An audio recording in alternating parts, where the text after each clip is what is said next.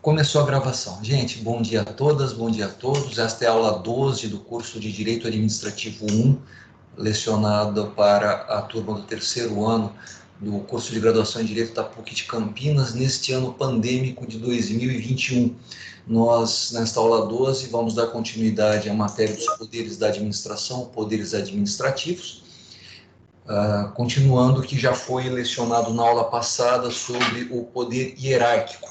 Dentro de uma estrutura de poder, existe necessariamente a construção ou a estruturação de uma hierarquia, de modo que quem está acima manda em quem está abaixo. Mas algumas coisas são importantes nesse sentido.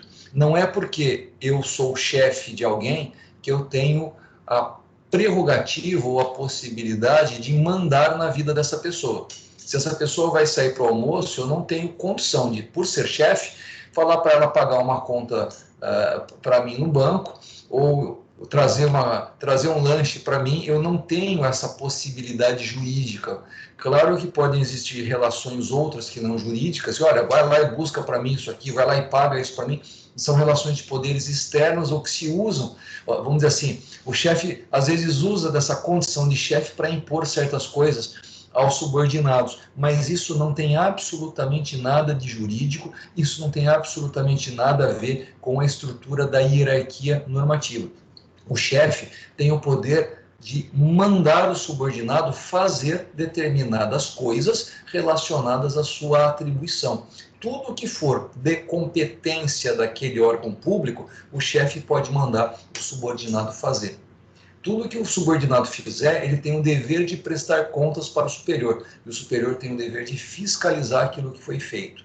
Isto tudo faz parte do poder hierárquico, mas não há absolutamente nenhuma possibilidade de, por exemplo, o superior exigir que o subordinado mude o corte de cabelo, que ele venha com roupas diferentes da que ele costuma vir, etc. Claro que se for um ambiente formal, houver necessidade de se andar sempre trajado, vamos dizer assim, com trajes forenses, é possível exigir esse tipo de dress code, né, esse tipo de indumentária de vestimenta das pessoas, mas não há absolutamente nenhuma possibilidade de exigir que a pessoa vá, olha, aqui nós só aceitamos mulheres com vestido, aqui nós só aceitamos homens com gravata.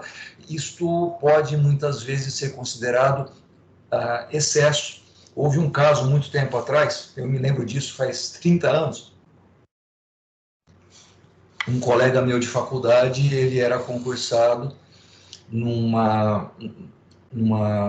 órgão público, vamos deixar quieto aqui que órgão era esse, e ele utilizava um cabelo enorme, ele tinha um cabelo que deixa assim, o cabelo dele ia até a cintura mais ou menos, e ele tinha um orgulho, ele tinha um ciúme daquele cabelo enorme dele que era incomum, ele gostava muito daquele cabelo dele enorme, mas o chefe dele, superior hierárquico, não suportava homens com cabelo comprido.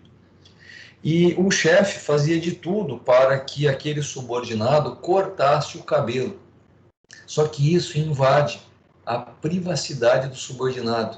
Isso foi feito a tal ponto que este meu colega de faculdade teve de ingressar em juízo, ele teve que entrar com uma ação judicial para obter uma ordem judicial pela qual o chefe deveria se abster de, vamos dizer,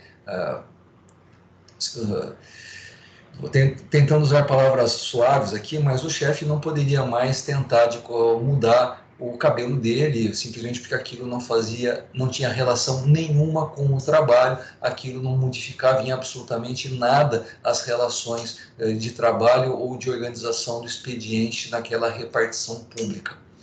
De modo que este poder do superior hierárquico é um poder administrativo vinculado aos princípios da legalidade, impessoalidade, moralidade, publicidade e eficiência. Ou seja, se o que ele está mandando tem a ver com o trabalho, é dever dele mandar e é dever do subordinado obedecer.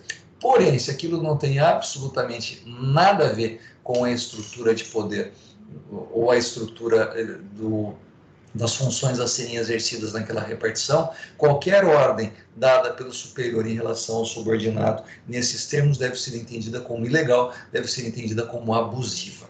E na aula passada, nós estávamos falando, vou tomar liberdade aqui de compartilhar a minha tela. Nós estávamos falando do poder hierárquico, que tem por características fundamentais a prerrogativa de ordenar atividades dos que estão abaixo na relação de subordinação, ou seja, na pirâmide de hierarquia, aquele que está acima tem a prerrogativa de determinar o que os de baixo devem fazer. Devem também controlar e fiscalizar as suas ações e também devem rever as decisões dos seus subordinados. O superior não é só mandar e fiscalizar, mas também tem que corrigir o que foi considerado ilegal ou inconveniente. E aí nós entramos, aliás, antes de falar do poder disciplinar, eu acho que fica melhor a gente falar do poder normativo. Poder normativo ou poder de emitir e editar normas, um poder de redigir ou positivar comandos gerais e abstratos, e muitas vezes alguns comandos também concretos. Os comandos gerais e abstratos são comandos direcionados à generalidade dos subordinados, e os comandos concretos são ordens impostas a um determinado servidor de maneira específica. Bom, o que é o poder normativo? Prerrogativa de edição de atos gerais e abstratos pela administração. Somente os administradores estabelecidos em escalões hierarquicamente superiores possuem competência para exercer este dever-poder. E esta competência se dá exclusivamente em relação aos subordinados. Pergunta de prova, por exemplo, a qualquer um de vocês. Eu não vou chamar ninguém, eu estou com uma vontade doida de chamar a Marcela, mas ela vai ficar muito envergonhada, então eu não vou fazer isso. Mas vamos imaginar que o superior hierárquico, sei lá, vamos imaginar assim, o presidente da República, ele baixa um ato normativo, e ele, por esse ato normativo, ele exige que todos os servidores públicos do Estado de São Paulo passem a agir, passem a executar ordens num determinado sentido. A minha pergunta é, esta ordem, esse comando aos servidores do Estado de São Paulo, é legal ou ilegal? Resposta, ilegal. O presidente da República, ele tem um poder hierárquico sobre todos os servidores públicos da administração pública federal. Se por acaso algum servidor público federal mora no estado de São Paulo, ou mora em qualquer lugar do Brasil, ou mora mesmo no exterior, está lá em atividades diplomáticas, esse servidor, por fazer parte da estrutura do organograma da administração pública federal, está sujeito às ordens, está sujeito às normas, melhor dizendo, do superior hierárquico, qual seja o presidente da República. Um decreto baixado pelo presidente da República, uma determinação baixada pelo presidente da República é de cumprimento obrigatório por todos os subordinados, ou seja, por todos aqueles que estão vinculados à administração pública federal. Já os servidores públicos que prestaram concurso ou foram nomeados por indicação ou foram eleitos para atuar no serviço público estadual de qualquer um dos 27 estados da federação, ou servidores públicos municipais em qualquer um dos mais de 5.400 municípios que há no Brasil, esses servidores não estão de forma alguma subordinados ao presidente da República. Eles fazem parte de uma outra estrutura por força do Pacto Federativo, eles estão debaixo da estrutura hierárquica de outra entidade pública ou de outra pessoa jurídica de direito público. Por isso que os subordinados do presidente são exclusivamente os servidores públicos da administração pública federal. Eu vou até mais longe. Uma pessoa que pertence aos quadros do Poder Judiciário Federal ou do Poder Legislativo Federal estão subordinados às ordens ou aos comandos normativos do presidente da República, porque eles pertencem à estrutura de outros poderes que são harmônicos e independentes entre si. Nenhum servidor público do Judiciário ou do Legislativo são subordinados do presidente da República. Assim como nenhum servidor público do Poder Executivo Federal é subordinado de ordens emanadas da presidência do Conselho Nacional de Justiça ou da presidência da Câmara ou do Congresso Nacional.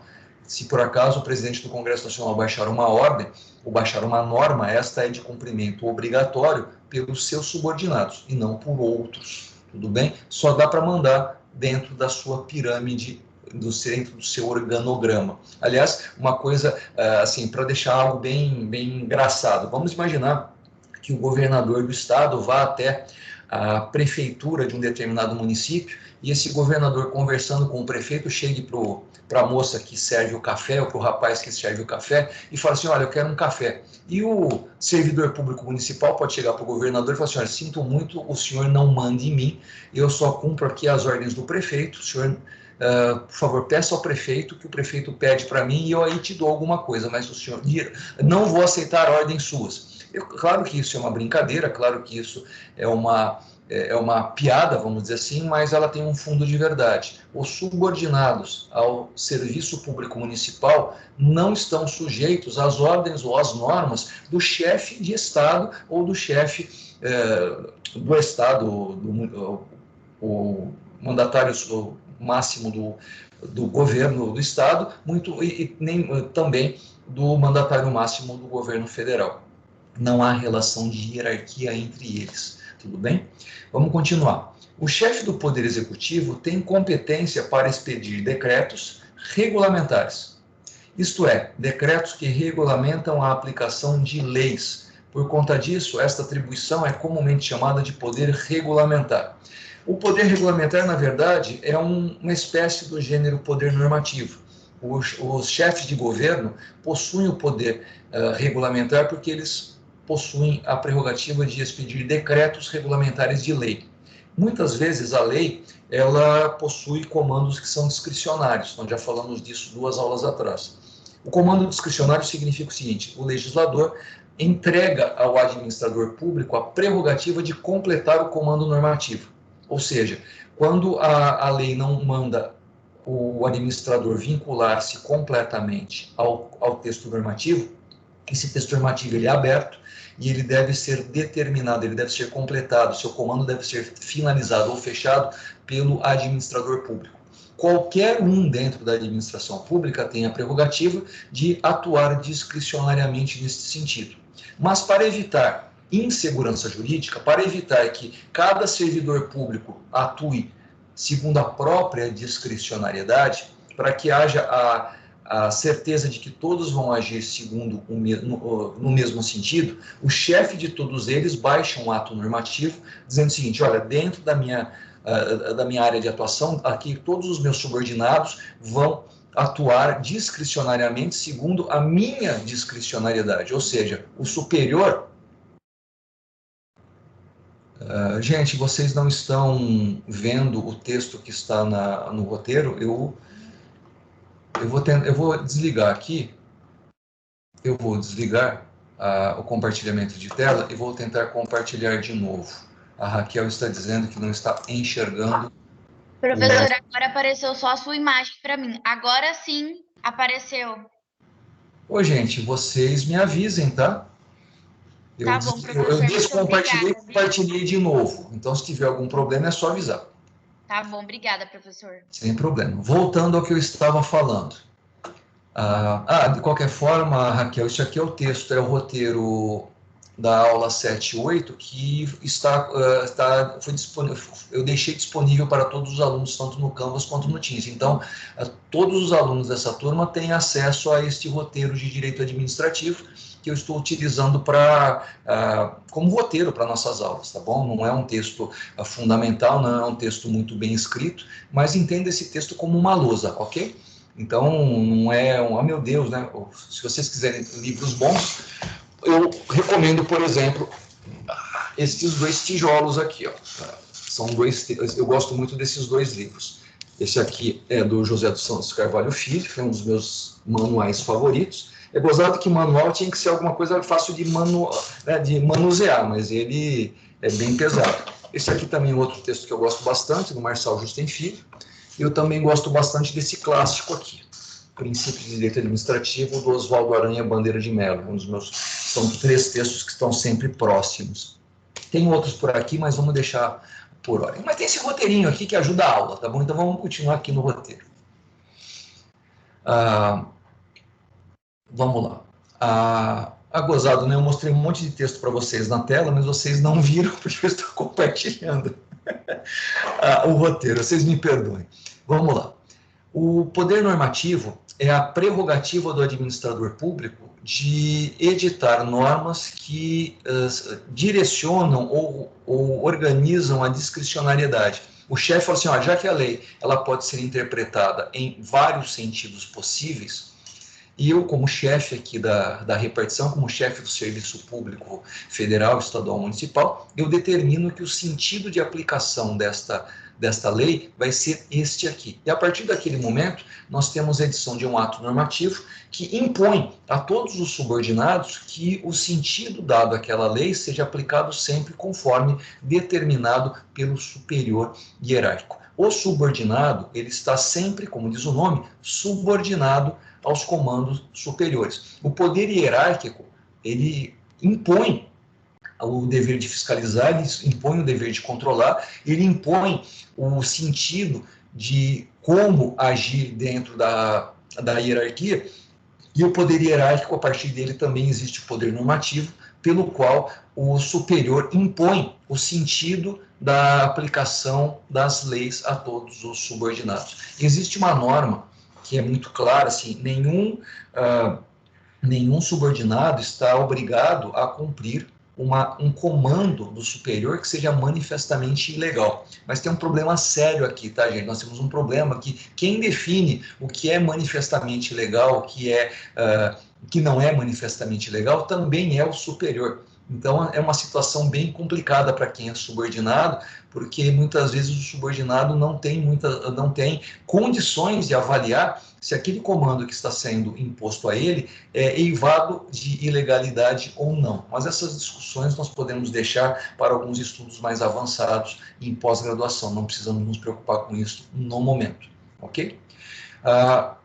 O poder regulamentar não é um poder autônomo, mas espécie de poder normativo. O poder normativo é gênero, em que todo superior hierárquico tem a prerrogativa de impor normas aos subordinados. O chefe do executivo, seja o presidente, seja o governador, seja o prefeito, eles têm a prerrogativa de impor a regulamentação de leis para todo os seus subordinados. Nada impede que o ministro baixe uma portaria, nada impede que um superior hierárquico baixe uma instrução normativa, nada impede que o superior daquela repartição baixe uma ordem, ou melhor, baixe um comando para que todos os subordinados naquela repartição ajam conforme a especificação daquele comando derivado do poder normativo, ok? Olha só, o regulamento é um ato normativo secundário. No Brasil, no sistema normativo brasileiro, o único ato normativo primário é a lei. Podemos falar também que a súmula vinculante tem o mesmo caráter, tá bom? Mas vamos ficar aqui com o ato normativo primário, que é a lei, porque, afinal de contas, nós estamos debaixo da estrita legalidade, e não existe no Brasil a possibilidade jurídica de o administrador inovar no ordenamento. Não há no Brasil a possibilidade do administrador público criar direitos ou impor deveres. Segundo a Constituição brasileira, isto só decorre de legislação, ok? E aqui não inova na ordem jurídica, mas complementa a lei e viabiliza sua execução num ou outro sentido. Como diz o Eli Lopes Meireles, talvez um dos maiores autores de todos os tempos do direito administrativo brasileiro, nem toda lei depende de regulamento para ser executada, mas toda e qualquer lei pode ser regulamentada se o executivo julgar conveniente fazê-lo. Curioso esse texto aqui, embora eu acabei pegando no livro da Irene Nohara, que também é um excelente texto de doutrina, tá bom? Embora haja em alguns países, como Estados Unidos e França, a possibilidade de regulamentos autônomos, ou seja, existe em alguns locais a possibilidade de um decreto do Poder Executivo inovar no ordenamento jurídico. Nós temos uma exceção no Brasil, a gente vai falar daqui a pouquinho. No Brasil, isso não é possível. Em alguns países, como Portugal, há regulamentos independentes, mas no Brasil também é vedado.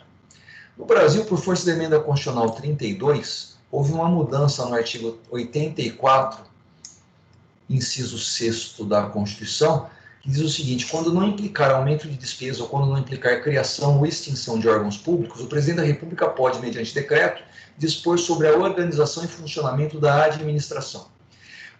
Veja, já existe uma ordem, já existe uma organização sobre as formas de a administração pública atuar, e se não houver necessidade de pedir aumento de recursos, aumentar o orçamento, que deve ser sempre feito mediante lei, se não tiver que criar ou extinguir órgãos públicos, que também devem sempre ser feitos por meio de lei, o administrador público pode perfeitamente fazer um decreto. Por exemplo, vamos imaginar que exista um órgão público em que lá exista um cargo que esteja vago, a pessoa que estava naquele cargo se aposentou. Aquele cargo está pronto, está disponível para, mediante concurso público, outra pessoa tomar posse daquele cargo e começar a exercer as funções inerentes àquele cargo. Mas aquele cargo está vago. O presidente da República pode, mediante decreto, com base nesse artigo 84 da Constituição, extinguir aquele cargo. Assim, olha, esse cargo não está mais disponível. Ele não pode fazer isso se o cargo estiver ocupado. Mas se não houver ninguém, ele pode perfeitamente, para fins de extinguir possibilidades de custos, ele pode fazer isso, há uma previsão, mas isso é excepcional. O Poder Executivo, se quiser fazer alteração da estrutura orgânica do Poder Executivo, se ele quiser aumentar gastos, ele precisa necessariamente de aprovação legislativa. Porque no Brasil, em regra, o que inova no ordenamento jurídico é a lei. E só por uma informação, regulamento autônomo, qual é a definição dele? Sem intermediação legislativa, baixado diretamente da Constituição, por expressa competência lhe prevista. Regulamento independente, a lei atribui a alguma autoridade administrativa a prerrogativa de decidir mediante regulamento sobre uma determinada matéria. Existem alguns autores que falam da possibilidade de agências reguladoras terem esta previsão de independência, mas no Brasil existe uma limitação dada pela lei muito específica, então eu prefiro não entrar nesse vespeiro, deixar isso para lá por enquanto e deixar claro para vocês que no Brasil o que inova no ordenamento jurídico necessariamente é a lei. Ok? E aí, além dos regulamentos ou decretos regulamentares, há outras manifestações do poder normativo. Existem instruções normativas, existem regimentos, existem resoluções e existem deliberações. Eu queria pôr foco nos regimentos, porque todo órgão colegiado, todo tribunal, todo colégio, mesmo a JARE, né, as juntas administrativas que julgam recursos de multa de trânsito em segunda instância dentro da administração pública, todos esses órgãos, eles têm a prerrogativa de se organizar internamente. O Tribunal de Justiça de qualquer estado, o Tribunal Regional Federal de qualquer uma das regiões, tribunais regionais do trabalho, eles têm a prerrogativa de editar um regimento pelo qual a organização interna de todas as suas atividades e funções é ali definida. Isso não é dado pela lei, isso é dado pelo regimento, que é uma das formas de exercício do poder normativo. Discricionariamente, o órgão se organiza. O órgão organizar ficou horrível, mas o órgão se estrutura mediante um ato normativo chamado regimento. E aí eu, particularmente, não me preocupo muito com a nomenclatura do ato normativo. O que importa é entender que ele é uma manifestação do poder normativo na situação em que há uma edição de ordem geral e abstrata dirigida a subordinados no sentido que eles cumpram a lei conforme o definido no ato normativo. Uma coisa importante, existem, claro, comandos diretos do superior para o subordinado. O ato normativo é um ato dizendo o seguinte: olha, todo mundo aqui vai ter que cumprir a lei de um determinado jeito, a organização do expediente, como é que nós vamos agir, tudo isso tem a ver com um poder normativo. Mas também existem atos de natureza ordinatória. Ambos têm a função de comandar os subordinados, mas o ato ordinatório é um comando, é uma ordem concreta, direcionada a um servidor específico. O ato normativo, ele já tem um sentido geral e abstrato. Se por acaso ao longo do roteiro isto não estiver claro, eu peço perdão a vocês por falha deste professor ao ter redigido esses roteiros, mas que fique claro desde já que ato normativo sempre é geral e abstrato, tipicamente geral e abstrato, e os atos ordinatórios são tipicamente comandos concretos, mandando um determinado servidor fazer alguma coisa. Vamos continuar. O ato administrativo ele é caracterizado por sua concretude para a realização de atividade prática concreta e imediata na vida dos cidadãos. O ato normativo, embora realizado pelo administrador, tem características muito mais legislativas que administrativas, porque, em regra, tipicamente falando, ele não é individual nem concreto, mas geral e abstrato. No entanto, como o ordenamento jurídico atribuiu essa competência ao administrador, ele a utiliza para organizar a estrutura de seu órgão público ou de sua entidade administrativa, impondo um padrão único de forma a entender a lei, uma forma de aplicá-la, uma forma de exigir o andamento dos trabalhos. Isso eleva a eficiência do serviço público, pois os atos concretos a serem realizados têm por base não só a lei, mas a forma como o superior hierárquico interpreta essa lei. Vamos imaginar a seguinte situação. Vamos imaginar que vocês vão entrar com uma ação judicial no Fórum de Campinas, que tem 10 varas cíveis, e existe a possibilidade de cada um dos 10 juízes decidir a sua ação, desde totalmente improcedente a totalmente procedente, com vários níveis de procedência parcial. Simplesmente porque cada juiz, segundo a Constituição, é um órgão autônomo que pode julgar conforme o seu livre convencimento, e as possibilidades são desde a total improcedência até a total procedência e várias possibilidades de procedência parcial intermediárias. Se por acaso você fizer um pedido administrativo na prefeitura do município de Campinas ou de qualquer outro município, há 10 guichês onde vai ser entregue o seu pedido e a administração pública poderá, naquele pedido, vamos imaginar que é um pedido que demanda uma autorização discricionária, não é nada vinculado à lei. Se for vinculado à lei, o administrador ele é obrigado a cumprir a lei de maneira vinculada, então não há discussão.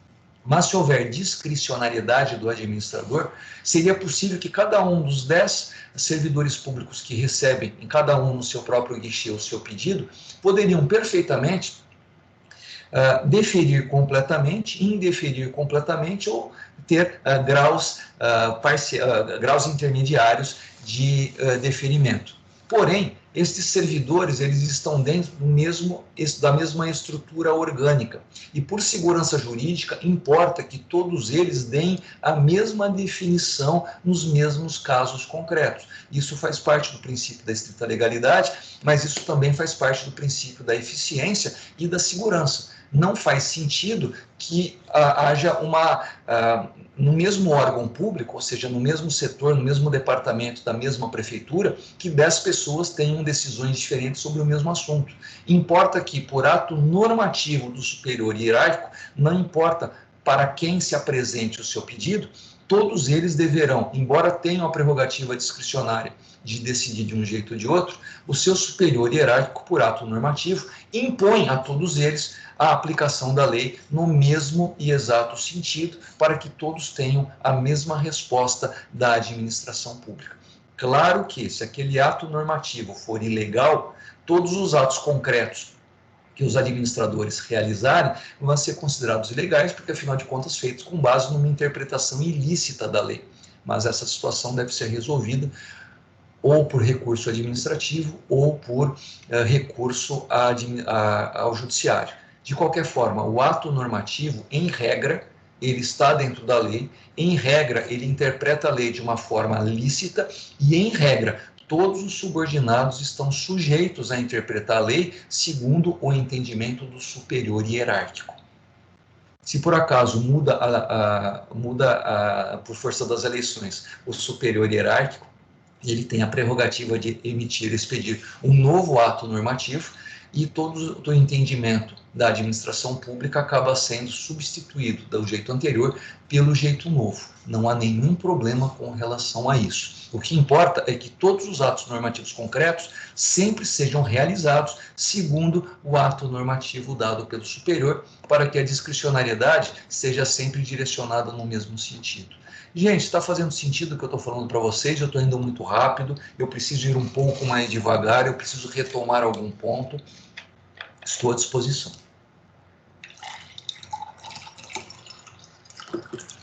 Esse silêncio eloquente, às vezes, pode significar às vezes pode significar dúvida. Então, se houver dúvida, não custa nada avisar. Tá bom, estou recebendo tá tudo bem, que tá tudo certo, eu vou acreditar em vocês e vou dar continuidade, ok? Se a gente já falou aqui dos atos normativos ou do poder normativo, eu vou retomar agora poder disciplinar. Bom, todo superior, ele tem a prerrogativa de controlar os atos do subordinado. E os atos do subordinado podem muitas vezes ser realizados contrariamente à lei e podem ser feitos contrariamente a atos normativos e podem ser também feitos contrariamente a ordens diretas. Se por acaso ele vai contra a lei, a autotutela do administrador público impõe que aquele ato seja imediatamente corrigido, ou seja, se o ato do subordinado foi ilegal, o superior hierárquico tem o dever de corrigir e substituir aquele ato ilegal por um ato legal. Nós estamos falando de autotutela, dever de cumprimento da estrita legalidade. Muitas vezes o ato é discricionário, o administrador público subordinado tem a prerrogativa de exercer aquele ato de forma discricionária, porque ele faz parte da administração, mas toda vez que um comando normativo vem do superior, o subordinado passa a ter o dever de cumprir não só a lei, mas também o ato normativo do superior hierárquico. Então, ele poderia realizar aquele ato de forma discricionária, porque a lei permite que a decisão seja discricionária. Mas essa discricionariedade é controlada pelo superior hierárquico por meio de um ato normativo. Ou seja, a partir do momento que o superior baixou um ato normativo, dizendo que aquela lei deve ser interpretada no sentido A e nunca mais nos outros sentidos B, C, X, Y, Z, os subordinados, por força do ato normativo, têm que cumprir o ato normativo e realizá-lo daquele jeito. Vou dar um exemplo bem interessante. Vamos imaginar que vocês queiram obter carteira nacional de habilitação. A lei impõe ao Conselho Nacional de Trânsito a prerrogativa de dizer como é que você vai ter o direito de ter a sua carteira nacional de habilitação. Atualmente, a carteira nacional de habilitação ela é expedida mediante determinadas regras que estão baixadas por um ato normativo. Nada impede que o Conselho Nacional de Trânsito se reúna e faça alterações no regulamento, ou seja, baixe um novo ato normativo e fale, olha, a partir de agora o ato normativo o ato normativo é outro e a forma de você ter acesso à sua carteira nacional de habilitação é outra. Nada impede que seja feito isso. Vou dar um outro exemplo. Vamos imaginar que uma faculdade, uma universidade pública tem a prerrogativa de realizar o seu exame, o seu concurso para o seu chamado exame vestibular, ou seja, quem quiser entrar naquela faculdade, naquela universidade, terá que passar por um processo seletivo e o processo seletivo estará definido num edital. Ou seja, a prova, o exame, será feito conforme a previsão posta naquele edital. E pode perfeitamente a universidade decidir quais são as matérias que devem ser estudadas ou que devem ser de conhecimento dos alunos. E vamos imaginar que você vai fazer esse processo, vai participar desse processo seletivo, você lê o edital e identificou, por exemplo, que em literatura está presente lá como um dos 10 livros, assim, são 10 livros para você ter conhecimento obrigatório para participar desse edital, e dentre esses 10 livros, na prova, cai apenas perguntas sobre um capítulo de um dos 10 livros.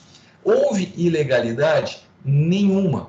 Quando a comissão do vestibular fez as questões de literatura, ela estava autorizada pelo edital, pelo comando normativo, a fazer questões relacionadas a quaisquer partes daqueles 10 livros. Eram 10 questões, poderia perfeitamente fazer uma questão relacionada a cada um dos 10 livros, mas a comissão de vestibular também tinha a prerrogativa de fazer 10 questões sobre um capítulo de um dos 10 livros. Está tudo dentro da legalidade, está tudo dentro do ato normativo.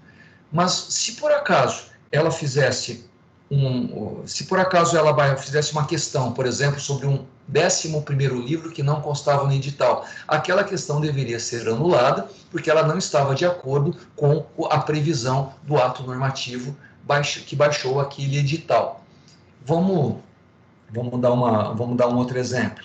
Se por acaso a OAB decidir que o Exame Nacional para a obtenção para ingresso de novos advogados, para que você possa ser considerado advogado, você tem que passar no exame de ordem, e para você passar no exame de ordem é preciso que haja um exame, e o exame tem um edital com a informação lá, com a definição de quais são os temas a serem objeto de eventual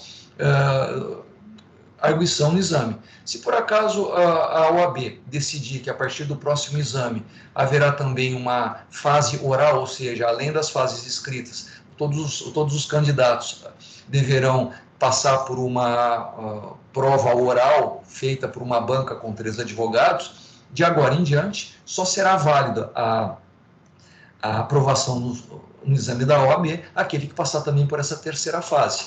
Isso não é ilegal. A lei atribui àquele administrador a prerrogativa de decidir como fazer.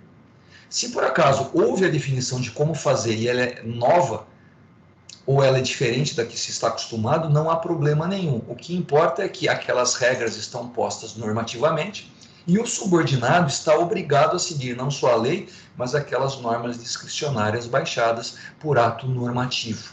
E também existe a possibilidade de haver uma ordem direta, um comando, o chefe mandou o subordinado fazer determinada coisa e o subordinado não fez. Isso chama insubordinação. Isso também é considerado ilícito. Então, veja, se o subordinado descumpre a lei, se o subordinado não dá a mínima para o ato normativo, e se o subordinado não dá a mínima para um comando direto dado por uma ordem do superior a ele, estamos em 3 situações em que o superior está, a ele é imposto o dever de aplicar o chamado poder disciplinar, que é simplesmente um dever-poder, uma atribuição para apuração de irregularidades, ou seja, o subordinado, ele atuou, ele se conduziu de maneira ilícita e essa infração funcional deve ser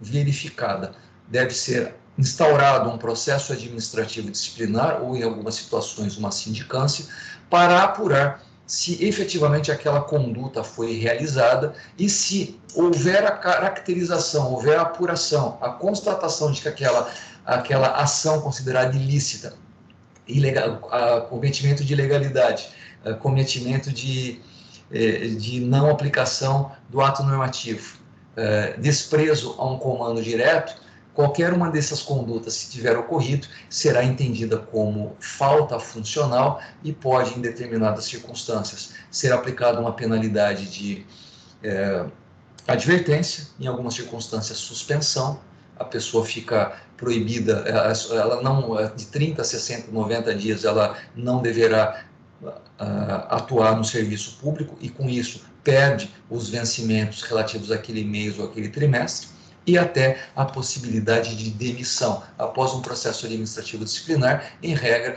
o servidor público estável pode perder o seu cargo porque cometeu uma ilegalidade. Ok?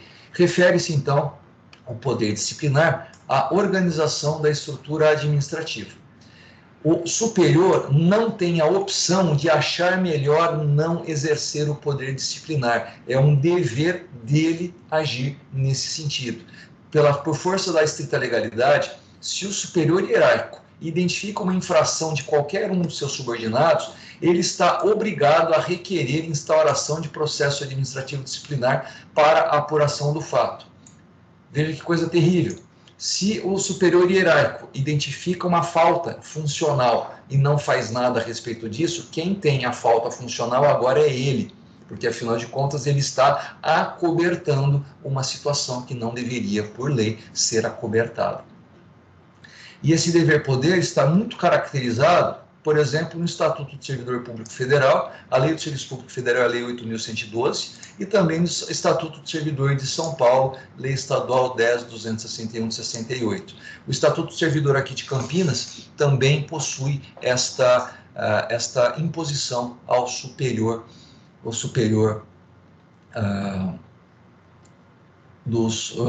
da estrutura hierárquica.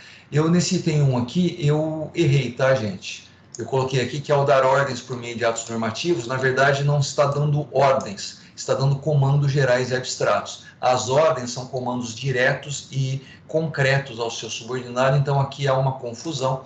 Por favor, atos ordinatórios não são atos normativos, certo? O ato ordinatório, ele decorre do poder do superior de mandar no expediente do subordinado, e o poder normativo, ele, na verdade, ele tem a ver com a imposição de comandos gerais e abstratos de cumprimento de toda a repartição pública, ok?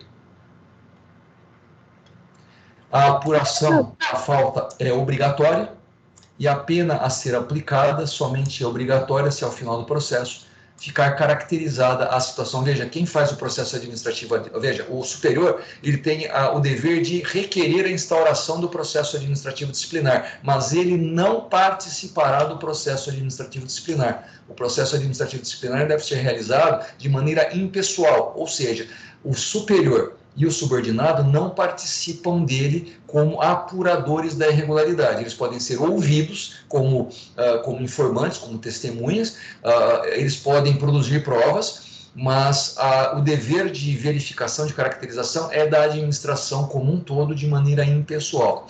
Tanto é que quem tem a prerrogativa de aplicar a penalidade nunca é o superior direto, mas sempre, em regra, o prefeito, o governador, o ministro de Estado.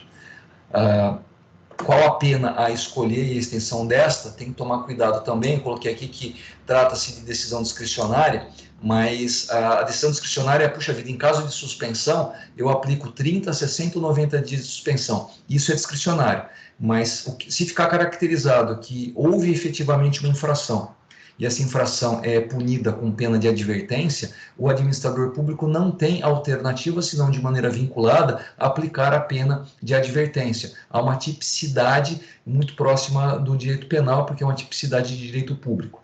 Se a aplicação da pena é a aplicação de pena de demissão, não dá para o administrador público ficar discutindo se é uma situação ou outra. Ele não tem essa prerrogativa, ele não tem essa possibilidade. A aplicação da pena, ela é vinculada de acordo com a norma. Se ele cometer uma conduta cuja penalidade é a demissão, o administrador público não tem a possibilidade de mudar o que está previsto de maneira vinculada na lei. A questão aqui da decisão discricionária não é qual pena escolher e qual a extensão dessa. Por favor, corrijam o roteiro para que fique claro que a pena não é escolhida, a pena é decidida, é definida de maneira vinculada pela legislação. A única coisa discricionária para o administrador público nesse caso é a identificação, no caso de suspensão, quanto tempo de suspensão deve ser aplicado naquele caso concreto. A única possibilidade discricionária no poder público, na aplicação do poder disciplinar, é este. Então, por favor, corrijam este ponto. Eu vi que alguém tentou falar alguma coisa e eu continuei a aula. Eu não sei quem foi que começou a falar, a palavra é sua. Oi, professor. Eu queria só voltar na diferença de ato ordinatório e normativo. Vamos lá. Nós vamos ter pelo menos uns 2 meses de aula no segundo semestre sobre a classificação e definição de atos administrativos. Segundo a definição mais corrente, existem 5 classes de atos administrativos. Nós temos os atos administrativos normativos, os atos ordinatórios, os atos enunciativos, os atos punitivos ou sancionatórios e os atos, oh meu Deus, eu não posso esquecer que eu estou em aula e estou gravando. Nós temos os normativos, ordinatórios, enunciativos, punitivos ou sancionatórios e, meu Deus, eu vou lembrar até o final da aula, vocês me perdoem, mas há uma quinta, tá lá no roteiro de ato administrativo, vocês me perdoem, eu vou lembrar do quinto.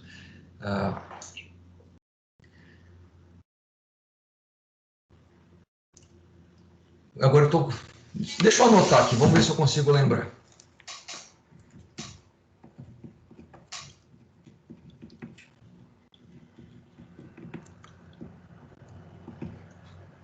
Negociais. Desculpa, gente, às vezes a gente tem que escrever para lembrar tudo. Então, são 5: normativos, ordinatórios, enunciativos, negociais e punitivos. Nessa classificação, o que seriam os atos normativos? São atos de natureza geral e abstrata que servem para complementar um comando da lei, de forma que a discricionariedade dada pela lei seja aplicada por todos os subordinados segundo aquele ato normativo. São comandos gerais e abstratos, tipicamente. O que são os atos ordinatórios? Ato ordinatório é uma ordem, é um comando dado diretamente do superior para o subordinado para que uma atividade concreta seja realizada. Exemplo de... Eu vou dar um...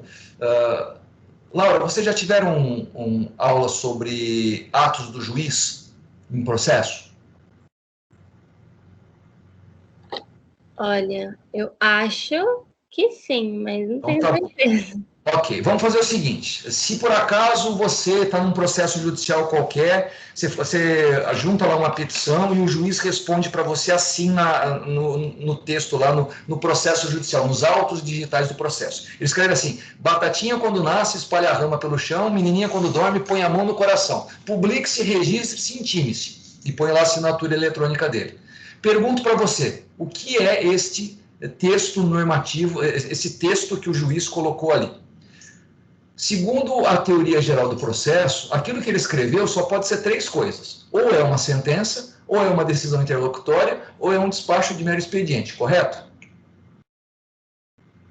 Ou tem mais alguma coisa que o juiz pode fazer no processo? Está em dúvida? Não está lembrado? Estou em dúvida.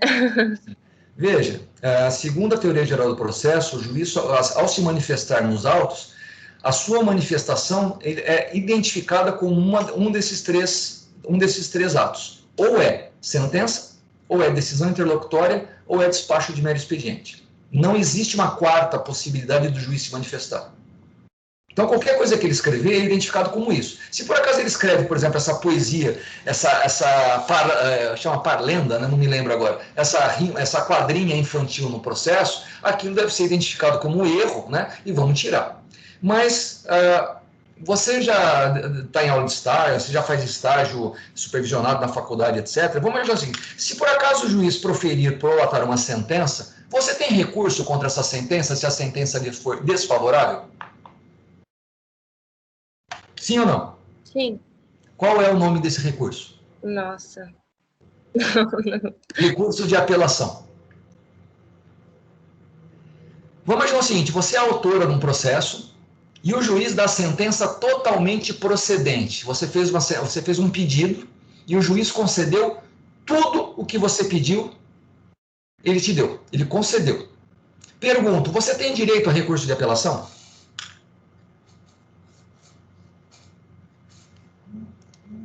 Faz sentido alguém que ganhou tudo recorrer dessa decisão que deu tudo para ela? Não. Exatamente. Vocês podem ser péssimos em processo, mas são excelentes em lógica. Se você ganhou tudo o que você pediu, não faz sentido você apelar, não faz sentido você recorrer. Juiz, eu pedi tudo e você me deu tudo, mas eu estou recorrendo aqui porque faltou alguma coisa. Não faz sentido. Não há possibilidade jurídica de você pedindo 10, ganhar 10 e ainda recorrer. Ah, mas você não podia me dar 9? Não existe isso. Ok? Beleza. O juiz, ele quando não sentencia, quando ele não dá uma decisão terminativa ao processo, ele dá uma decisão que tem caráter interlocutório, ou seja, direciona o processo para um determinado sentido, que você pode gostar ou não, e se você não gostar, você tem a possibilidade de recorrer por meio do chamado agravo de instrumento. E aí, eu estou falando de processo civil, gente, me perdoem, meu processo penal, ele é ruim pra caramba. Mas vamos dar continuidade.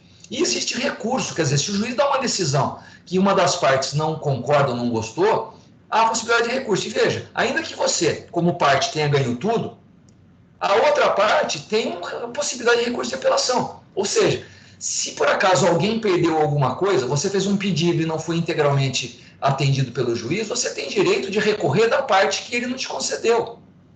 E se você tem uma sentença totalmente improcedente, você tem um recurso para revisar no tribunal a integralidade do seu pedido. Todos temos direito ao duplo grau de jurisdição. Tudo bem, até aqui vocês entenderam que sempre existe a possibilidade das partes recorrerem daquilo que o juiz decidiu de maneira interlocutória ou de maneira terminativa. Mas se vocês pegarem o Google, dá um Google aí, Laura, dá um Google todo mundo, eu quero saber o seguinte: por que as partes não têm direito nenhum, não existe direito subjetivo das partes para recorrer contra despachos de mero expediente.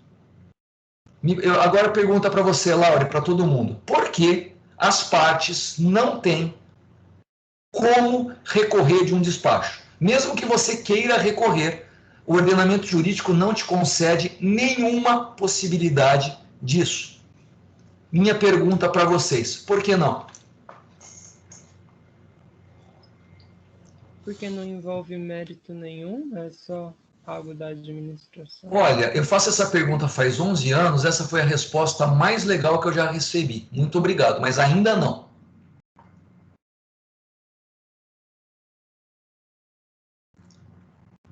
Vamos fazer o seguinte, assim, em direito é uma coisa muito interessante.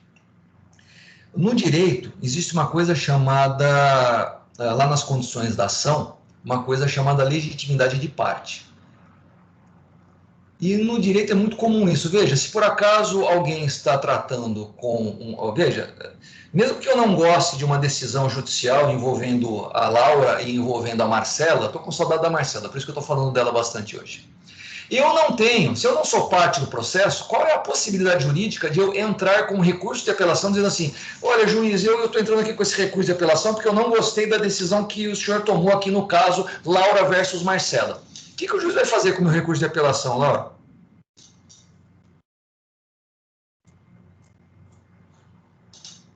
Eu duvido que ele leia o meu recurso, simplesmente porque eu não sou parte envolvida no processo. Se eu não sou parte, o que eu estou fazendo lá?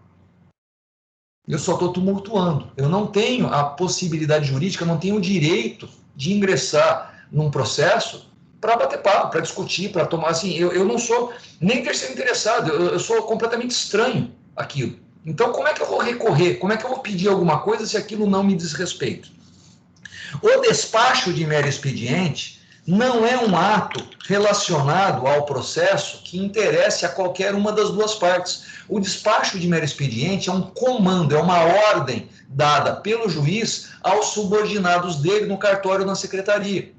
O juiz manda assim, cite-se, é uma frase bonita, mas está dizendo o seguinte, ô servidor aqui do meu cartório, eu quero que se seja estruturado agora uma linha de trabalho, de modo que seja expedido o mandado de citação, esse mandado de citação seja entregue na mão do oficial de justiça, e o oficial de justiça realize o ato de citação.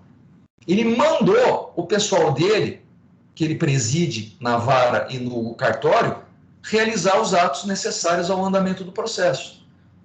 Se por acaso ele fala alguma coisa no despacho de mero expediente de maneira equivocada, de maneira errada, de maneira agressiva a qualquer um dos seus subordinados, o subordinado pode até, por exemplo, discutir isso em termos de corregedoria, em termos de processo administrativo lá na organização do judiciário, mas não diz absolutamente nenhum respeito ao autor ou ao réu daquele processo. O despacho de mero expediente é o melhor exemplo que eu tenho de ato ordinatório. O ato ordinatório é um comando, é uma ordem que o superior hierárquico faz no sentido de, o subordinado, faz aquilo que eu estou te mandando fazer, cumpra esta ordem direta, faça tal coisa especificamente. Não é nada geral e abstrato. Então, embora o ato normativo e o ato ordinatório sejam comandos que vêm do superior para o subordinado, o ato ordinatório é um comando geral e abstrato para a totalidade dos subordinados. Já o ato ordinatório é um comando direto emitido pelo superior, pelo mesmo superior, mas agora a um subordinado específico. Um manda interpretar a lei de um jeito, o outro não tem, assim, não é muito preocupado com lei. Você, olha, eu estou mandando você fazer isso desse jeito. É uma ordem direta. Não sei se eu me fiz entender, Laura. Fez sim, professor. Obrigada.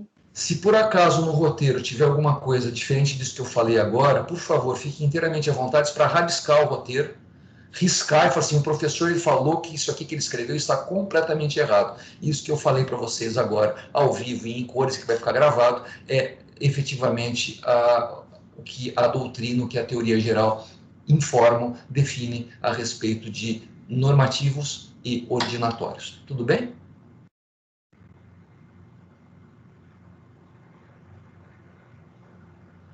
Vou entender esse silêncio como um sim. Ok. Só que também essa decisão aqui discricionária tem que ser resolvida, e com isso eu lhes declaro bacharéis em poder normativo do Estado. Meus parabéns. Como a gente falou na aula passada e nessa, quando a matéria poder administrativo, ela geralmente é lecionada informando os atos discricionários e os atos vinculados, que também não é muito a ver com poderes, mas com funções administrativas, e em seguida nós falamos de do poder administrativo propriamente dito, que possui três vertentes ou três dimensões. O poder hierárquico, que é o poder do qual decorrem todos os outros, quais sejam o poder normativo ou regulamentar e o poder disciplinar. Tudo isso envolve um princípio fundamental da administração pública chamado autotutela. O controle de legalidade deve ser realizado pela administração como um todo, e o superior hierárquico, em última instância, é quem deve cumprir e fazer cumprir a estrita legalidade na repartição. A partir do momento que ele faz cumprir a estrita legalidade na repartição, ele deve comandar e controlar os atos dos seus subordinados, que devem prestar contas desses atos a ele. Ao fazer isso pelo poder hierárquico, também é possível pelo poder normativo que todas as questões discricionárias sejam organizadas segundo a discricionariedade ou o sentido, o juízo de conveniência e oportunidade do superior em toda aquela repartição. Existe uma coisa bem interessante. Quando às vezes a lei é discricionária, o superior hierárquico naquela repartição baixa um ato normativo dizendo, olha, aqui nessa repartição nós vamos cumprir a lei deste jeito.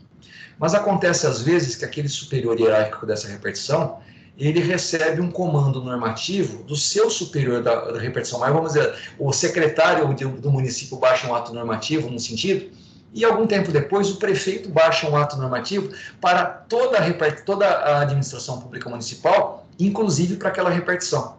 Aquele ato normativo do superior hierárquico daquela repartição, mandando agir de um jeito, para de funcionar e deve ser entendido como contraposto, porque um ato normativo superior determinou que a lei seja aplicada de um jeito diferente do que aquele superior determinou. Tudo isso nós vamos conversar, tudo isso nós vamos estudar na matéria ato administrativo no segundo semestre. Vocês não perdem por esperar, tem bastante coisa para estudar neste semestre, nós não precisamos atropelar este ponto.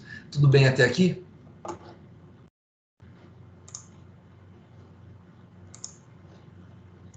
Vamos então para a aula 9. Eu acho que a gente consegue falar disso durante esta última meia hora. Eu sei que está todo mundo exausto, está todo mundo cansado, todo mundo querendo que o semestre acabe, mas eu vou dar continuidade à aula, gente, ainda mais porque na aula passada eu acabei interrompendo a aula um pouquinho antes do que era devido, e eu agradeço a compreensão de todos pela emergência que eu tive que resolver.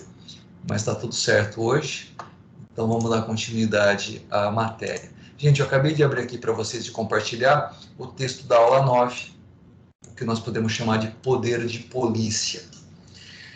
Eu falei para vocês tempos atrás, vocês estão vendo o roteiro aula 9 aí na tela de vocês?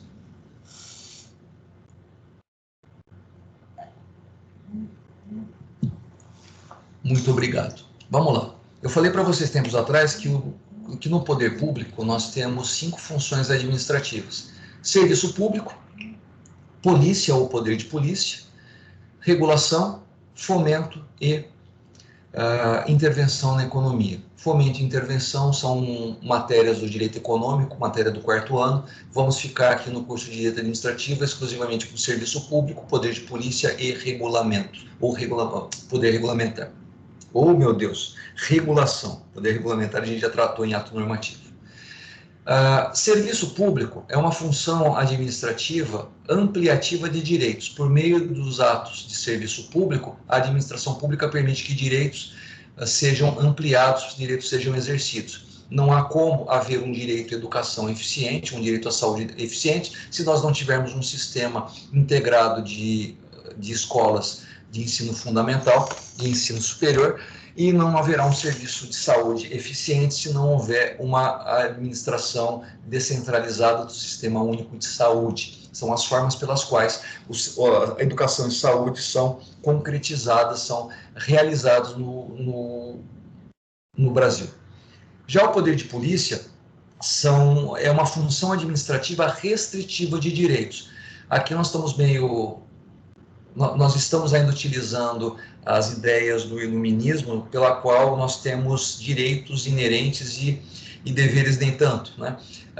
Mas, assim, como nós temos direitos nós temos como sujeito de direito, ou pela Declaração Universal dos Direitos, nós temos uma quantidade enorme de direitos. Se nós todos exercermos os direitos nossos ao mesmo tempo, do jeito que nós quisermos, vai haver um problema muito sério de como fazer para todo mundo exercer os seus direitos ao mesmo tempo.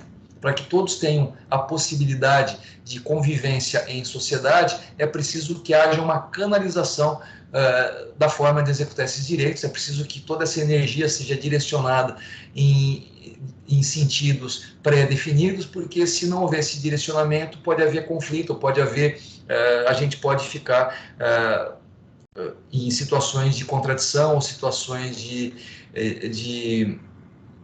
insegurança, porque se eu quiser exercer o meu direito de ir e vir de carro do mesmo jeito que você deseja dirigir o seu carro do jeito que você quiser na rua, se nós não tivermos leis de trânsito que definam como é o sentido da mão de direção, quais são as regras, etc., se não houver uma fiscalização da forma como nós exercemos, por exemplo, nosso direito de ir e vir, nós não conseguiremos nem ir e vir, porque um vai acabar bloqueando o direito do outro. Então, para que todos possamos ter o exercício de direitos, ao direcionamento ou à restrição da amplitude dos nossos direitos, para que nós possamos exercer os nossos direitos de maneira ótima. Ou seja, poder de polícia tem a ver com organização da vida em sociedade, para que todos possamos exercer os nossos direitos de acordo com certa ordem, de acordo com certa sinalização previamente determinada.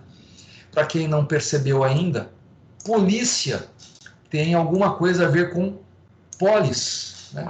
Polícia tem a ver com organização da cidade ou com organização do Estado. E, inicialmente, o poder de polícia tinha a ver com as ordens do príncipe, visando a ordem pública, e era uma relação entre pessoas e as cidades. Isso era definida pelo poder de polícia, ou seja, para se viver em situação, desde a Politeia, um texto famosíssimo que vocês estudam em Teoria Geral do Estado, desde da Grécia de Péricles, nós temos o entendimento de que para viver em cidade, para viver em sociedade, nós precisamos canalizar os direitos e canalizar os deveres para que todos possamos agir da maneira mais ótima possível em sociedade. E até o século XVII, o poder de polícia era vinculado a Estado policial. Era um poder que não se controlava pelo judiciário, ou seja, a justiça era algo, assim, não havia controle dos atos do monarca.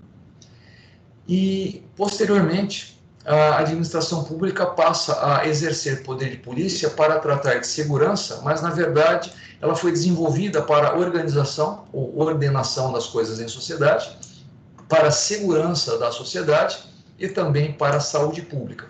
Ou seja, modernamente falando, o poder de polícia ele é exercido para restringir os direitos entendidos no iluminismo como absolutos do ser humano ou do homem, aquele homem com H maiúsculo que o iluminismo gosta tanto, mas para que seja possível que as pessoas se organizem em sociedade, para permitir que haja segurança na convivência e para que haja proteção de saúde pública, existem certos exercícios de poder de polícia. Eu acho que o melhor exemplo que nós temos hoje é a prerrogativa de governadores e prefeitos, essa prerrogativa também é de presidente da República, no sentido de restringir o direito de ir e vir das pessoas, ou restringir a liberdade religiosa das pessoas, ou o direito de culto das pessoas, de modo a reduzir a circulação de pessoas, a aglomeração, e com isso criar barreiras de contenção à disseminação do vírus da Covid-19. Ou seja, em caso de saúde pública, o direito de ir e vir pode ser restrito justamente para permitir a segurança e a saúde das pessoas. Para quem leu Ensaio sobre a Cegueira de Saramago, quando todos começaram a ficar cegos, o governo passou a criar lockdown ou proibir que as pessoas daquela cidade, todas cegas, pudessem sair para contagiar os demais que estavam fora daquela cidade. Se houver lockdown, ou seja, que é uma restrição terrível ao direito de circulação, de ir e vir, de liberdade econômica das pessoas, isto é feito tendo por fundamento a tentativa de eliminar a circulação do vírus e a disseminação desse vírus. Em tese, se todos ficarem em suas casas por 15 dias, não haverá mais a circulação desse vírus e haveria, em tese, a extinção da pandemia. Nós estamos há mais de ano com essa pandemia e não conseguimos ficar 15 dias em casa. Tudo isso porque a gente precisa sair, a gente precisa viver. Eu tenho plena consciência de todas as explicações e todos os motivos pelos quais pessoas precisam sair, porque se não morrerem de vírus, podem morrer de fome. Eu não vou entrar nesse mérito e eu entendo as justificativas.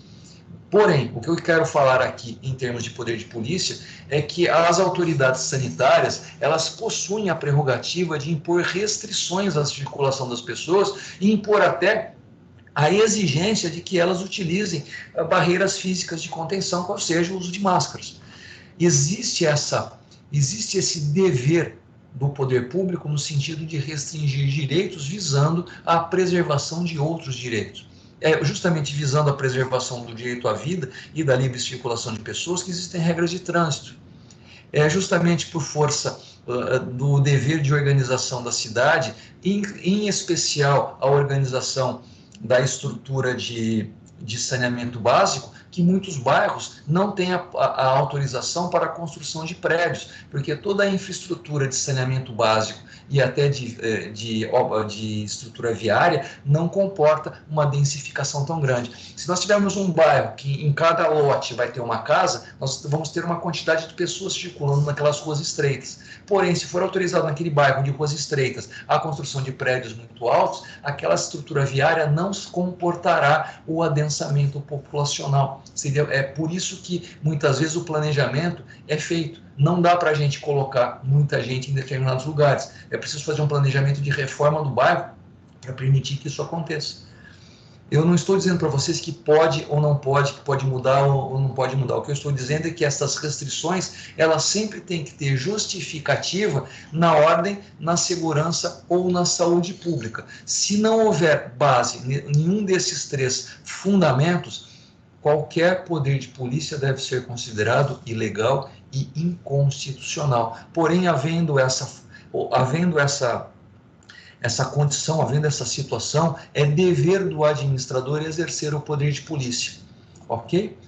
A partir do século XVIII, o Estado policial faltou uma coisa importante. O administrador tem a prerrogativa de invadir o espaço individual. Lembrem-se do regime jurídico administrativo. Nós estamos falando da supremacia do interesse público sobre o privado. O poder público tem a prerrogativa de... Não sei se vocês já assistiram Monstros S.A., toda vez que um monstro ficava muito próximo de uma criança, os monstros lá naquela dimensão distópica acreditavam que as crianças causavam doenças e era extremamente contagioso. Toda vez que um monstro ficava perto de uma criança, acontecia lá o protocolo, eu acho que é o 3029, não vou lembrar agora o número do protocolo, mas aquele monstro deveria ser mantido em isolamento e em quarentena, justamente para evitar que a eventual doença pudesse causar mal para o resto da comunidade. Quando os primeiros astronautas foram fazer viagens espaciais ou fora do globo terrestre, quando retornavam de suas missões, eles ficavam em quarentena justamente para evitar que eventual problema, eventual patologia que eles tivessem adquirido na sua viagem pudesse ser transmitida para outras pessoas. Ou seja, regras de isolamento são fundamentais para a manutenção da vida em sociedade. ainda que a pessoa não goste muito dessa situação.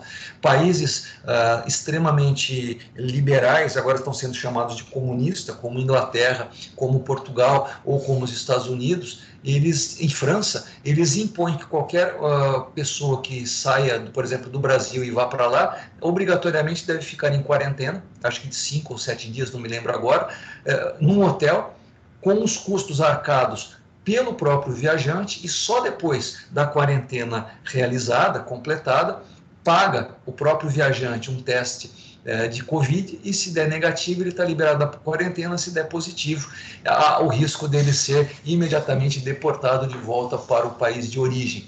Tudo isso em nome da segurança e da saúde da população. Ok? Então, isso é.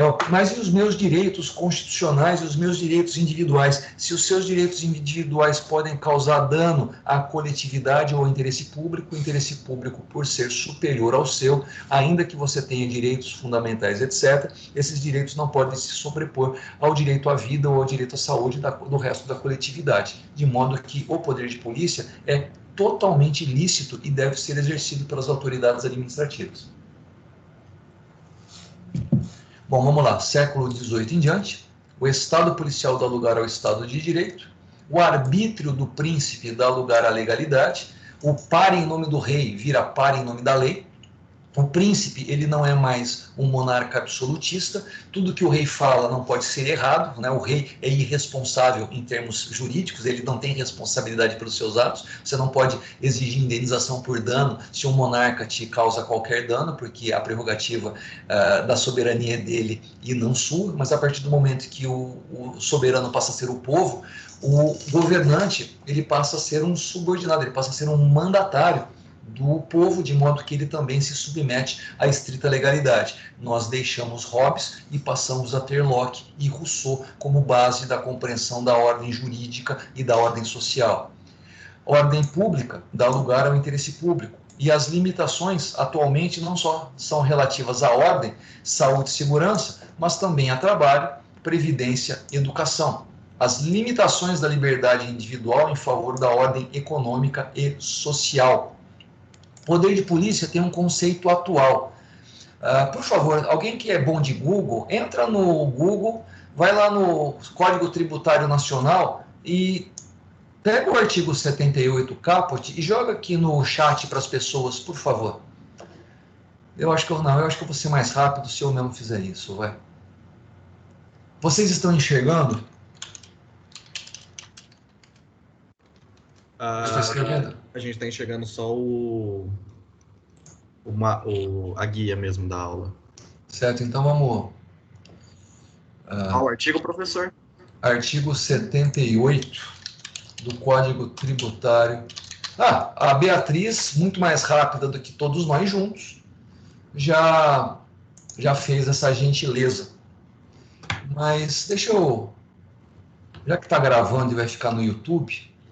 Deixa eu pegar aqui para nós Opa, errei. Oh, meu Deus. Consegui colocar o mesmo roteiro. Eu vou aprender a mexer nessas coisas um dia, tá, gente? Eu peço desculpas a vocês. Eu não estou achando a minha tela, meu Deus. Gente, me perdoem por ser tão ruim assim no... Eu consegui. Vocês estão enxergando agora? Agora nós estamos, professor. Beleza, gente, aqui. Existe um tributo no Brasil chamado taxas. Nós temos 3 tributos, tá? Nós temos nós temos os impostos, as taxas e as contribuições de melhoria. E aí a taxa, ela é aplicada e tem por hipótese de incidência tributária ou fato gerador a realização de uma atividade pelo poder público, geralmente ou uma prestação de um serviço ou a realização de um poder de polícia. Então é por isso que a taxa acaba, aqui no Código Tributário, tem a definição de poder de polícia, porque toda vez que houver um poder de polícia, o poder público tem o direito, tem a prerrogativa de cobrar uma taxa. Então, por exemplo, você precisa de um laudo de vistoria do Corpo de Bombeiros. Como o Corpo de Bombeiros tem que exercer a fiscalização, essa fiscalização pode ser cobrada para ficar, olha, nós verificamos se está tudo em ordem. Então, é por isso que no Código Tributário Nacional há a definição de poder de polícia.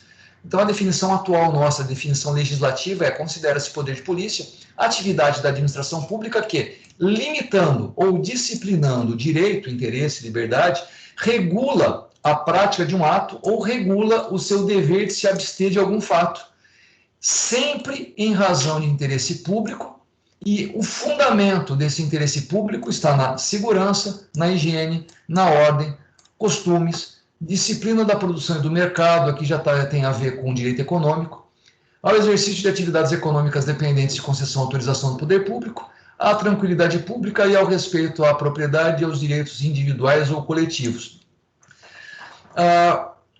E aí vem, considera-se regular o exercício do poder de polícia quando desempenhado por órgão competente, nos limites da lei aplicável, com observância do processo legal, tratando-se de atividade que a lei tenha como discricionária, sem abuso ou desvio de poder. Nós temos aqui a definição de poder de polícia no artigo 78, e assim, é muito simples nesse sentido. O poder de polícia, o poder público tem, dado pela lei, porque afinal de contas, para restringir um direito, está lá na Constituição, nós não vamos fazer nada ou deixar de fazer nada, senão mediante lei. Então, para restringir um direito nosso, a administração pública deverá realizar essa restrição, desde que haja uma lei dizendo que esse administrador é competente para restringir. Todas as vezes então, não é qualquer administrador público que tem competência para restringir um direito nosso. Cada área da administração pública possui a competência para realizar determinado poder de polícia. Para conceder um habite para que você possa morar dentro de uma casa, é preciso que um órgão da prefeitura, e também, se for um galpão comercial ou industrial, o Corpo de Bombeiros também tem a prerrogativa de exercer esse poder de polícia, fiscalizar e dizer, olha, você não tem condição de habitar aqui porque está faltando tal situação. Enquanto não houver essa regularização, o direito de morar na sua própria casa ou o direito de atuar no seu próprio galpão comercial ou industrial não pode ser realizado porque a polícia administrativa impede que isso aconteça. E impede com base em legislação. Se por acaso houver abuso ou houver arbítrio, esta autoridade sofrerá as consequências jurídicas de sua arbitrariedade ou de sua ilegalidade. Porém, dentro da lei, ela tem a total prerrogativa de exercer o poder de polícia. Mesma coisa no caso de trânsito. Qualquer autoridade de trânsito tem a prerrogativa de multar, tem a prerrogativa de, em algumas situações, até mesmo reter a circulação do veículo. Se por acaso o veículo não estiver com licenciamento em dia, a autoridade de trânsito tem a prerrogativa de reter aquele automóvel, aquela motocicleta, aquele caminhão, caminhonete, sei lá, dirigir colocar num guincho, levar esse automóvel, esse veículo automotor a um pátio, e a pessoa tem que regularizar a documentação para só depois estar autorizado, e depois de pagar a multa, e depois de pagar o depósito do veículo no galpão ou no pátio em que ficou custodiado, poderá retirar o veículo e dirigir. Nós vamos tratar disso também quando falarmos de atos administrativos. Vamos voltar aqui para o roteiro. Então, veja, poder de polícia limita direitos, logo a extensão da limitação precisa estar prevista em lei. Assim, o poder de polícia tem a participação do poder legislativo, não existe polícia sem base legal, e o poder de polícia tem a execução do poder executivo, ou seja, ao regulamentar as leis e as aplicar, quem fiscaliza é sempre alguém da administração pública. Ok? O poder de polícia impõe limitações à liberdade, é que tem uma coisa que é bem clara para vocês lá no direito civil, né? Impõe muitas vezes obrigação de não fazer. Muitas vezes, quando tem uma limitação à liberdade, você tem o direito de fazer alguma coisa, mas a polícia determina que você não faça aquela liberdade, porque aquela liberdade, naquela situação específica, acaba sendo vista como um problema a ordem pública, à segurança pública, ao interesse público propriamente dito. E aí nós temos dois modos de realizar a polícia administrativa, de maneira preventiva e de maneira repressiva. Como se dá preventivamente? A obrigação de não fazer, ou seja, a abstenção do fato, é imposta por meio de medidas regulamentares. O Estado exige que o direito seja exercido segundo regras gerais e abstratas. Para que alguém dirija, é preciso ter uma carteira nacional de habilitação, que é a carteira nacional de habilitação é um registro que indica que aquela pessoa passou por determinada instrução e que se compromete a cumprir aquelas instruções para dirigir um veículo automotor no território nacional. Então, existe uma obrigação de não dirigir do jeito que você quiser, mas dirigir sempre segundo as leis de trânsito. E existe também a atividade de polícia repressiva, em que a obrigação de não fazer é imposta por meio de força. Força aqui no sentido de violência monopolizada pelo poder público. Pode ser desde a aplicação de uma multa, a suspensão, a lacração de um estabelecimento, a perda de uma licença. Então, vamos imaginar o seguinte, vamos imaginar que uma lanchonete, ela tem uma situação lá de intoxicação alimentar. E após um processo administrativo, se constatou que aquela lanchonete estava vendendo comida estragada ou comida vencida. Então, a fiscalização identificou que ela estava fazendo algo que estava além do seu direito, da sua liberdade de atividade econômica, porque, afinal de contas, ela estava pondo risco à saúde da população, ela estava vendendo coisas que era proibido vender, ela não tem o direito de vender comida estragada, e, por força disso, ela pode não só tomar uma multa, mas, em determinadas situações, pode até perder a licença de funcionamento de sua atividade empresarial. Eu vou dar um outro exemplo de atividade repressiva. Vamos imaginar que eu, além de professor, eu seja advogado, e seja advogado criminal. E eu vá até a penitenciária para conversar, para tratar de algum assunto atinente a um cliente meu que está apenado, está recluso naquela instituição penitenciária. Eu, quando vou até lá para falar com o meu cliente, eu sou pego. Nesse exemplo hipotético, pelo amor de Deus, eu nem advogado criminal sou, mas eu sou pego pela autoridade pública tentando levar alguma coisa ilícita para o meu cliente. Sei lá, eu fui pego tentando entregar celulares, aparelhos de telefonia celular ao meu cliente. Isso, além de ser um crime, isso além de eu sofrer um processo penal por estar contra a realização de... Então, vamos esquecer um pouquinho o direito penal, mas eu seria notificado. A Ordem dos Advogados do Brasil, por eu ser advogado, vai ser informada de que eu tentei usar a minha prerrogativa de advogado, eu tentei usar a minha advocacia para fazer uma coisa ilícita. E isso certamente será objeto de um processo disciplinar no Tribunal de Ética e Disciplina da Ordem dos Advogados do Brasil, e após a apuração da constatação de que eu efetivamente cometi esse ilícito, usei da minha advocacia para realizar um ato ilegal, eu tenho a possibilidade de ser penalizado com a cassação da minha licença para advogar. Eu posso perder o meu direito de advogar por ter usado o meu direito de advogar de maneira ilícita, de maneira completamente fora das possibilidades previstas pelo Código de Ética e Disciplina da OAB. Então, eu tenho um direito, eu tenho uma possibilidade de exercer a minha profissão, eu estou dirigindo, e um outro exemplo bem tranquilo, você volta do exterior com mais mercadoria, com mais produtos na sua mala do que é autorizado, você deu ruim lá na alfândega, você é pego pelo fiscal da aduana, e o fiscal da aduana simplesmente tem a prerrogativa de buscar e apreender todos os bens que se foram trazidos do exterior sem comprovação de pagamento dos tributos.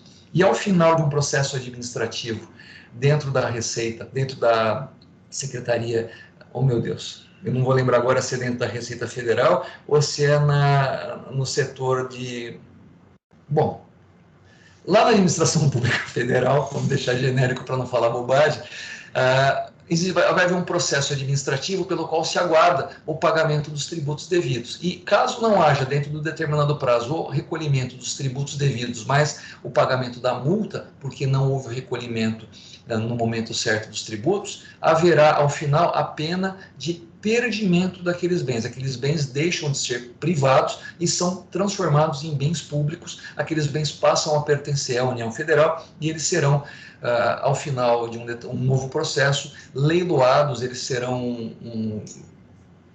postos num processo de leilão, que é uma modalidade licitatória pelo qual pessoas terão a possibilidade de arrematar aqueles bens em leilão e aqueles bens serão vendidos e o dinheiro será entregue à administração pública para a utilização de finalidades públicas previstas no orçamento. Então, o poder de polícia, ele pode ser tanto repressivo, como pode também ser preventivo. E, bom, vamos lá. O poder de polícia impõe uma obrigação de não fazer, mesmo quando exige que particular faça algo, apresentar as plantas do imóvel é para que ele não faça certas coisas, que é construir contra a lei. Então, quando você vai fazer uma licença de construção, para você ter a licença para construir a sua casa, é preciso que a planta seja apresentada, a casa seja apresentada na Secretaria de Planejamento Urbano, para que receba um alvará autorizando a sua construção nos termos daquela planta, justamente para evitar que você construa de modo contrário à lei. E o objetivo, em regra, é uma abstenção do particular. E isso evita dano ao interesse público, oriundo do mau exercício de direito individual. Existe uma exceção à regra, mas pelo horário, eu vou dar continuidade a esta aula na próxima aula para evitar que haja perda de informação. Gente, de novo, eu acabei usando todo o horário da aula para lecionar, de novo, eu não dei oportunidade para vocês fazerem perguntas, mas, gente, por favor, anotem, façam perguntas. Vamos começar a aula que vem para responder dúvidas dos alunos, etc., porque isso também é importante. Se algum aluno não se sentir confortável de fazer as perguntas, peça para um outro aluno mandar no chat, e eu não falo nem o nome da pessoa, e a gente, assim, pode desenvolver melhor, pode aplicar melhor aquilo que está sendo lecionado. Tudo bem? Gente, pelo horário eu vou parar a gravação e agradeço a todos pela presença. Fiquem com Deus, muito obrigado, boa semana e até a próxima aula na quinta-feira.